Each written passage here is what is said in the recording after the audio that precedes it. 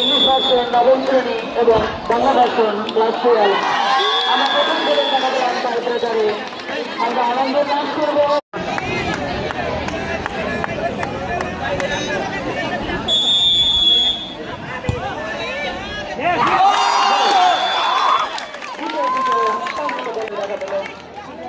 ম্যাচের পরে একত্রিত ভাবে আমাদের পুরস্কার বিতরণ হবে।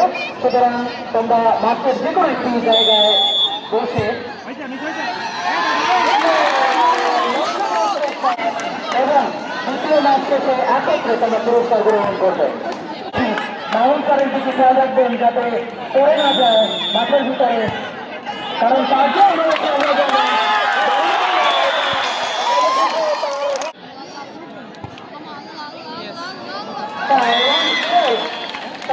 পক্ষে